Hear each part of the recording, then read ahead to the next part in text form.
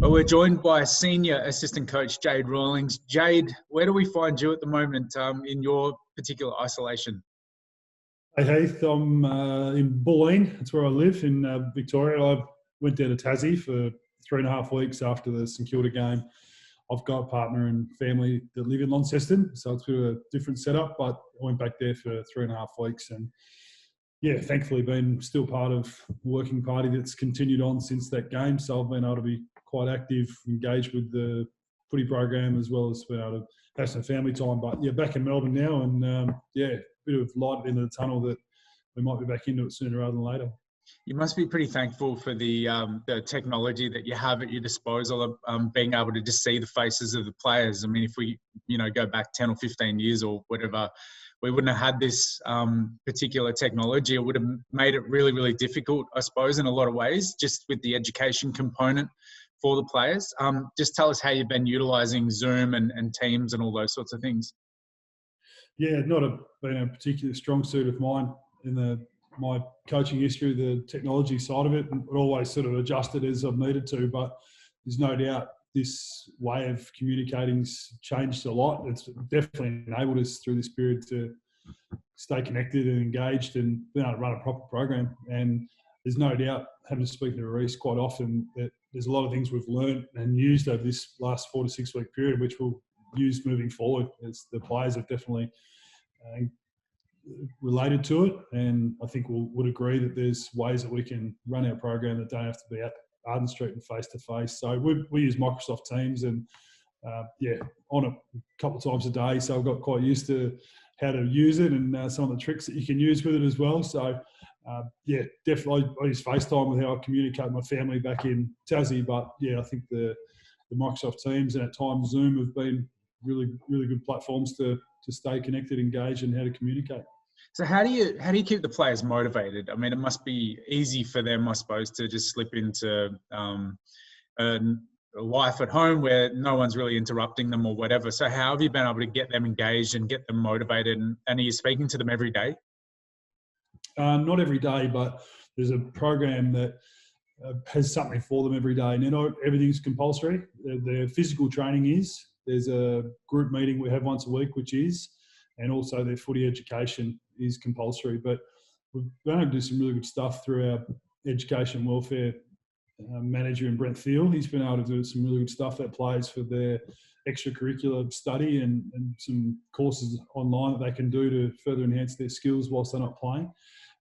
But the way we've been able to educate has been really pleasing. I've been really impressed with the players' professionalism and preparation to the sessions we've done. We've been quite thought-provoking with stuff we've put to them, and they've always come to those sessions prepared. And I think they've actually improved a little bit. So there's been some benefit there. But also just the small groups of care groups, which are known as at Arden Street. So each player's allocated a group, and there's once a week are there. So there's plenty of formal stuff there, but I also like to think there's plenty of informal stuff that's occurring between our people, which, as you know as well as I do, Heath, it's a very well-connected footy club, and the people broadly across the whole footy club get on very well and make effort to stay in touch with people. So that's I think we're right on the cusp of where it could be demotivating if we don't know when we could get back. But I feel, having chatted to a few of the players yesterday, that they can feel and see what's happening, probably through the media mainly, about the prospect of footy returning. And I think that's going to keep people engaged and motivated for this next little short-term period. You mentioned care groups. So can you just explain to us what they are and how they work? Yeah, so I'm sure every club's got some form of this type of setup. But the way it's done at the Kangas is groups of anywhere between 6 to 8, which generally has one coach and then an array of players. So my group, I have Todd Goldstein, Ben Cunnington, Trent Dumont, Jared Pollock and Taron Thomas. So quite an eclectic group. But I've loved my involvement with those guys. I know what it's done for me. I'm 42 and been doing this a long time and quite self-sufficient, but I get a lot of nourishment out of being able to stay in touch with those guys and the little activities that we do. So each player and coach is involved in one of those groups, and each group, I'm sure, has a different look to it, but there's been some really good stuff emerge from it. So do you lead that as the coach, or is there one of the players leading it, or is it a group mentality toward leading that session? One of Reece's big ticket items is how we predispose our players to more leadership opportunities. And it's always been every club I've been to is we talk about leadership groups and emerging leaders, but do we really put the time into giving them more skills and expose them to opportunities to lead? So within our group, Trent Dumont was the nominated leader for a period of time, and now Todd's been doing it. So it's just been good watching their enthusiasm towards it, and it's interesting when it means something to someone. It really can come across the screen in particular, how much it means to them. But I can't fault our group. Like someone like Taran, who's a second-year player, engaged in meaningful conversation with Cunnington and Goldstein, and lesser degree myself, just through life experience. It could be intimidating, but I've watched that young man really grow, and he's consistent and he's offering some good stuff. So I think the groups have absolutely worked, and I'm sure each group I'm not part of would say the same. I'm really interested in that, the whole concept. So can you, again, just give us an insight into what would happen on a typical care group call? If it's tomorrow, how do they start, and what are the sort of topics that you're covering? Is there an example of something that you've done that worked really, really well that you can share with the North supporters and members? Yeah, sure. We've done something slightly different each week in our group. And week one, it was a little bit of how we're going, and I didn't know how up for it the players would be, but I got a pretty good feel early that there was a thirst for, if I can facilitate it, then they'll really jump on board. So we've done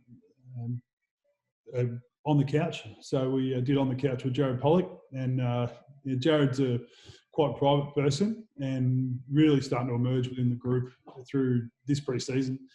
And what he shared was absolute gold, and some of the bits of feedback that the players sent through after that, which I forwarded on to Jared, it was great for how he made them feel, but also how he felt for the way he was received. We've got a quiz going at the moment, so I think Luke McDonald's grabbed hold of the group, and everyone had to send something through, or two things through that people wouldn't know about them. And he's been able to put those into little categories of 15 people throughout the footy club that you have to guess who each person is to the clues. So we do that, and then off the back of it, we did what was yesterday? The more how they're feeling about the optimism and return to footy, but then what's their greatest reflection been over this 6-week period, and it's stuff that is obviously just for the care group, but what was shared is in the capacity to share is where the gold's been. So. Just little various activities. Like 2 weeks ago was have an item that means something to you, and I'm sure he won't mind it, but our great friend Ben Cunnington was sitting on his tractor on his farm in Warrnambool, and he said, I can't actually grab hold of this and show you, but I'm sitting on it. So he was sitting on his farm. He's with his farm and his family. Another two things that stimulate Ben, as people would probably know as much as anything. So, it's been, where there's a will, there's a way, and I think that through the leadership of Reece and Brady, we've been able to deliver a program that has enabled our people to feel some connection, feel some worth and some purpose as well. And then the gold has been what's come out of that. So as a coach, during this time, obviously, your coaches have got their game plans, they've got the ways they want to play. But the biggest thing with that is that the players have to be able to execute. So are you a little bit concerned that coming out of this isolation period that players are going to be a little bit rusty, that their skills obviously haven't been able to be, honed as much as normal because they just haven't had the people to train with or the facilities to train with? Are you worried at all that they're going to come back underdone? No, I'm not at all. I think the rustiness will be industry-wide. It's impossible to come back and be as smooth and as skillful as you were when you left because of the training we've been putting into them, and with the restrictions, it's just not possible. They'll come back absolutely cherry ripe. But I'm confident in our training program. Two parts to it. One that we're doing now, and when we return, what we'll offer to have them ready to play. I think the mentality is the biggest side of it, Heath. That having a group that's mentally ready to perform, that's half the battle. Is to have a purpose, have a vision, which is ultimately the goal of the club, and the offshoot from there is certainly the senior coach as to where they want us to go and how they want us to do it. And there's a lot of clarity with what we do and a lot of belief. And they're the two things that I've believed in my time involved in footy, that if you've got those two, you're half a chance. So we've really implored, and particularly Reece has implored the players to be ready. Now, it's easy to say that, but the behaviour and the action of seen and felt through the players that will be there. We'll be ready to go when the whips are cracking again, whatever way, shape or form that looks. So I'm not concerned at all. The way that we play has been, like I said, understood. It's had a half year last year to be exposed to competition, and know the players believe that the way we go about it stands up, and they love playing our way. So I don't believe there will be any issue in reconnecting with that as soon as we step back through the doors. So with one game under our belt, there's not a lot there for you guys to dissect, I suppose. You've got that one St Kilda game. Have you reviewed it down to its sort of nth degree? Yeah, we have. We've been able to stretch the review out for 5 weeks now. we enjoyed it, Reece and I, but the engagement from the players was really positive. And so we spread it out over 3 weeks, just drip feeding small parts of the game to the players. And yeah, it's fair to say we've reviewed it to its core, but that's the only way we could go about it. And what you do find these days, that players respond really well to the now and them doing it. If we showed other games from round one, I'm not sure. There'd be some interest from some, but not across the whole board. So I think we got it right. Some might say we went too far, but it's what we agreed to and what we thought worked at the time. So, yeah, we have reviewed it thoroughly. It was a great game emotionally to be able to ride the high off through this period. It would have been hard if we had to perform well or had to continue the way we played the first half. But we had something to hang on to, and we thought we'd try and maximise it. With your particular role and Reece's role and also Brady's role and any of the other coaches that are still on board, is it more than coaching now? Do you have to be, a mentor? Do you have to be a friend? I mean, I know you've got to do elements of that anyway when we're at the club and when we're in the middle of a season, but is it more so all the other things outside of being a coach that are most important right now?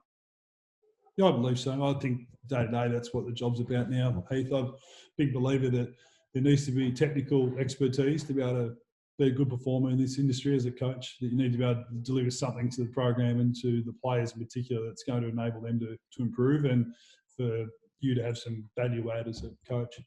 But the softer skills of relationship building, empathy, care, trust, knowledge of their lives away from the club, but it's been working for years and it will continue to work for years. So the modern game doesn't preclude things that have stood up over the test of time. They don't change now. So probably more accentuated because of the situation of being remote and not around each other. But yeah, I'm really impressed with our coaching group. It's parts of it are young and inexperienced, but there's a real thirst to do the work and to get better and also mainly help the players. And we're surrounded with good experience as well. Someone like Gavin Brown, who's a bit like the turtle in the sea, that he's just so respected and everyone loves him. I don't think he realises that himself, but he gives great balance to our group. And I think it's a bit odd for Reece that one of his heroes as a child, he's actually the boss of. So, it's an odd situation, but we're well-rounded. We've got good people, and that was the charter of the management when they set out to put this coaching group together. The work that you guys did when you were put together initially back in September, October, November, you went away, you had a camp down in Mornington. You did a lot of the groundwork, building trust, building relationships with players. You must be really thankful that you did that because it's held you in good stead for this particular period, which no one could have seen coming.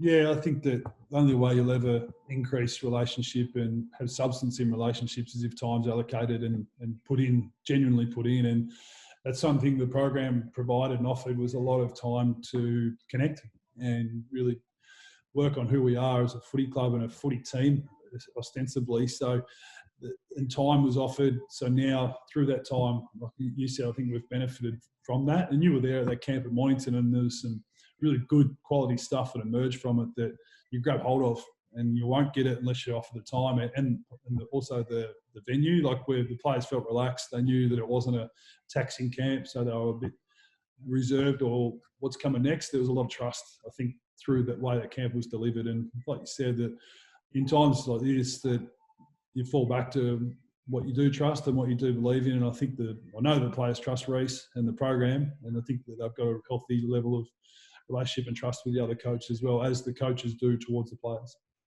So if the green light's given by the AFL and there's a small window of training, which might be coming back together for a 2 or 3 week period before we might have to play round 2. How do you sort of prioritise what you need to do in such a short amount of time? Because there's going to be a lot of, it's going to be pretty hectic and chaotic, I suppose.